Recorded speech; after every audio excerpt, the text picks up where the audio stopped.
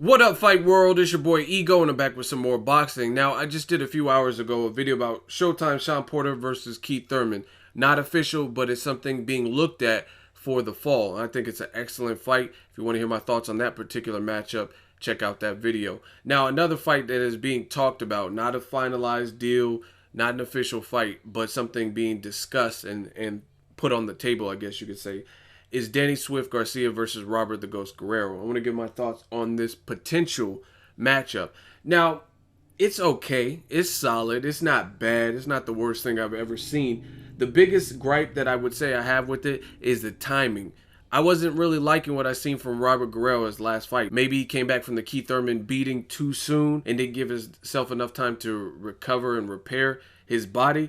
But he was in there with a guy with 4 knockouts, and he got knocked down and floored, and he looked gassed. He didn't look great, and he had to go back to boxing.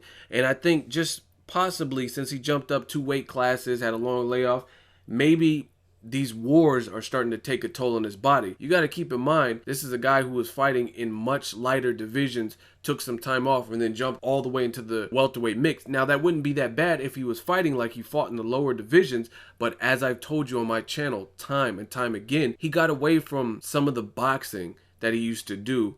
And it's been more of this like pissing contest and machismo, like, oh, toe to toe, that's how I like it. Chicken, you're a chicken if you don't sit in the pocket and bang and stuff like that. He's always, almost always, even though he has the frame to have moved up, these other guys have been fighting at 140, 154 before, you know what I mean? Different guys depending on the amateurs and stuff. So when you're fighting guys like Keith Thurman, who was fighting over 150 pounds in the amateurs, you're taking punches and punishment from bigger men, like guys who haven't really fought under 147 or under 140 or whatever. So I think it might be taking its toll on Robert Guerrero just based on the wars and the attrition.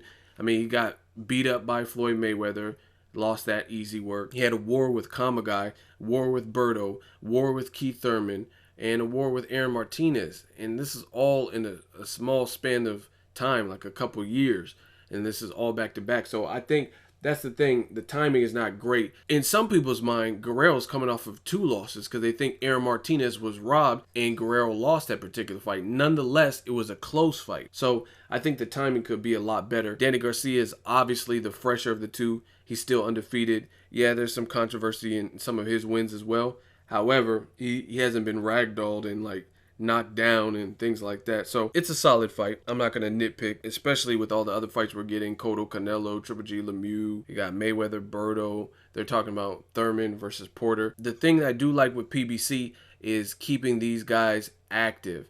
Danny Garcia, I mean, he fought Lamont Peterson this year. He just fought Paulie Malignaggi. And if he fights Robert Guerrero, that's not bad. You know what I mean? That's three solid guys in a year. You know what I'm saying? When Triple G was fighting 3 or 4 times a year, he wasn't fighting non-stop killers. We're just now getting to the point where a lot of people think David Lemieux is a tough test. You know what I'm saying? But he fought Willie Monroe this year with 6 knockouts. And then he's fighting David Lemieux, which people think is a certified test. And he's a champion. That's cool. So my point being is if you're fighting frequently and you're fighting multiple times per year, you have to, as boxing fans, be realistic. Every fight is not going to be a Amir Khan, Maidana type of fight. You look at Maidana, he hasn't even fought this year. You look at Amir Khan, he fought, but he only fought 1 time, and it was a guy coming off of a loss. No one's really fighting non-stop killers. Kell Brook ain't. You know what I mean? Who's he fought since Sean Porter? So that's my whole thing. Not a bad fight. Timing could be better, but Guerrero is a fighter with heart. He is a warrior, just like his last name, Guerrero. That stands for warrior in Spanish. So I believe he's not going to come and lay down for anybody. I ask and challenge everybody. A lot of people say, oh, I want to see Danny Garcia versus Pacquiao. Like, I mean, I could do this all day, but you have to look at the landscape of boxing. Is a Timothy Bradley, Pacquiao, or Crawford fight, is that really logical for Danny Garcia next? Considering the fact that Danny Garcia's advisor, Al Heyman, is being sued by Top Rank, who holds all them other guys on the other side of the fence.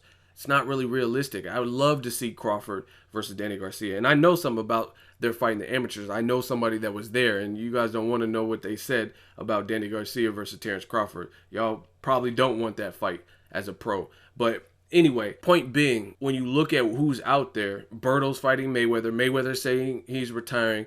Diego Chavez is likely fighting Kell Brook. I mean, there's not that many guys. Porter, if he fights Thurman, like I reported in the last video. I mean, who else is going to fight? Maidana, he still probably has weight to lose. We don't even know if he can come back in 2015. So realistically, the only person that really stands out that I know doesn't have an opponent at the moment that I would love to see at welterweight that can really feasibly be made is Amir Khan in a rematch. But a lot of other guys are either booked up or there's political things that would block those fights from being made. So Guerrero's not a bad choice. It's not, again, it's not the best fight or the most meaningful fight, but it's still solid for a guy who's in his second fight at welterweight. Drop me a comment. Let me know what you guys think. Make sure you like my video. As always, hate, comment, and subscribe. Till next video is Ego signing off.